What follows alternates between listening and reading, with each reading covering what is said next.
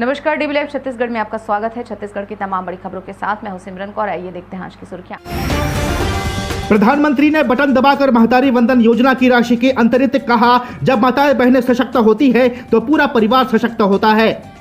महतारी वंदन योजना को लेकर वित्त मंत्री ने विभाग को दी बधाई। लक्ष्मी राजवाड़े ने कहा, भाजपा जो कहती है वो करके दिखाती है।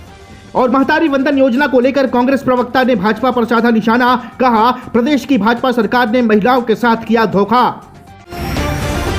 प्रधानमंत्री नरेंद्र मोदी ने आज बटन दबाकर महतारी वंदन योजना की राशि महिलाओं के खाते में अंतरित की। इस दौरान प्रधानमंत्री ने कहा कि यह मेरा भरोसा है छत्तीसगढ़ की सरकार पर। जब माताएं बहनें सशक्त होती हैं तो पूरा परिवार सशक्त होता है।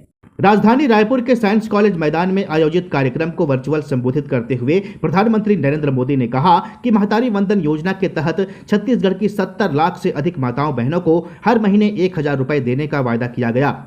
सरकार ने अपना वायदा पूरा किया। उन्होंने कहा कि आज हर परिवार को पक्का घर मिल रहा है, उज्ज्वला का सस्ता सिलेंडर मिल रहा है। मुख्यमंत्री विष्णुदेव साय ने कहा कि प्रधानमंत्री ने अपना बहुमूल्य समय छत्तीसगढ़ की माताओं बहनों हेतु महतारी वंदन योजना का शुभारंभ करने दिया। इसके लिए हम उनके प्रति आभारी हैं। मुख्यमंत्री ने कहा कि प्रधानमंत्री नरेंद्र मोदी ने आप लोगों को गारंटी दी थी कि छत्तीसगढ़ में यदि हमारी सरकार बनती है तो हम महतारी वंदन योजना शुरू करेंगे। आज 70,12,600 महिलाओं के बैंक खातों में पहली किश्त का अंतरण किया जा रहा है। मुख्यमंत्री विष्णुदेव साय ने कहा कि आज प्रदेश में डबल इंजन की सरकार है। मोदी जी की ताकत से हमारी भी ताकत दोगुनी हो गई है। इस ताकत को बनाए रखना है। मोदी जी तीसरी बार देश के प्रधानमंत्री बनने जा रहे हैं। उनको अपनी ताकत देकर आपको देश और प्रदेश की ताकत बढ़ानी है। माननीय प्रधानमंत्री जी, आपका सत अभिनंदन, बहुत बहुत स्वागत। छत्तीसगढ़ के जम्मू बहनियों महतारी मल्ला सादर प्रणाम।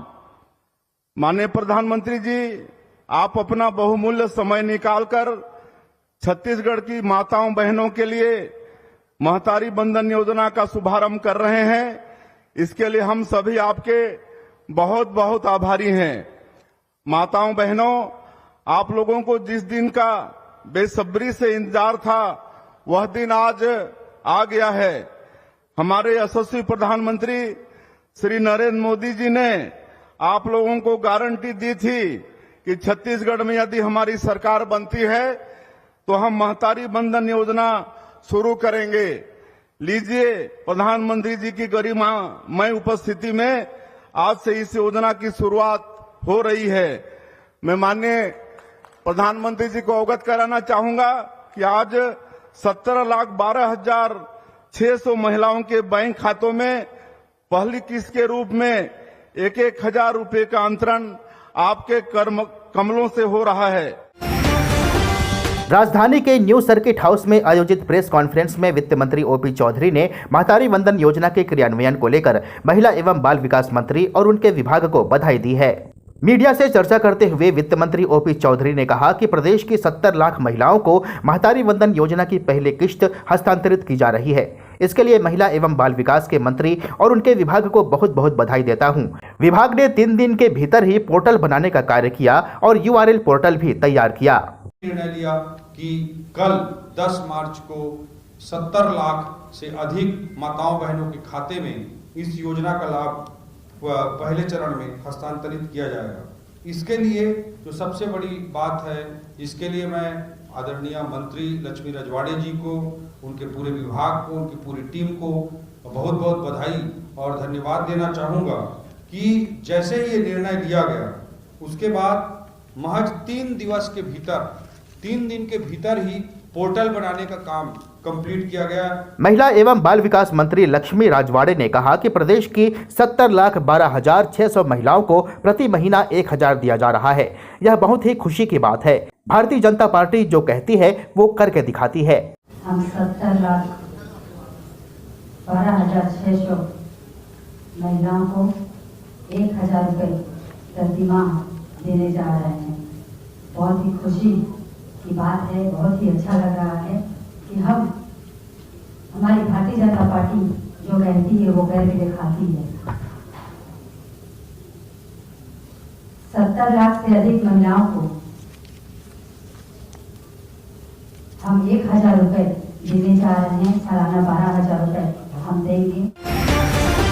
महतारी वंदन योजना को लेकर कांग्रेस संचार विभाग प्रमुख सुशील आनंद शुक्ला ने प्रदेश की भाजपा सरकार पर निशाना साधा है। उन्होंने कहा कि प्रदेश की भाजपा सरकार ने महिलाओं के साथ धोखा किया है। कांग्रेस संचार विभाग प्रमुख सुशील आनंद शुक्ला ने कहा कि प्रदेश की विष्णुदेव साय सरकार आज 3 महीने के बाद महतारी वंदन योजना की पहली किश्त खाते में डालने जा रही है। उसमें भी महिलाओं के साथ धोखा किया जा रहा है।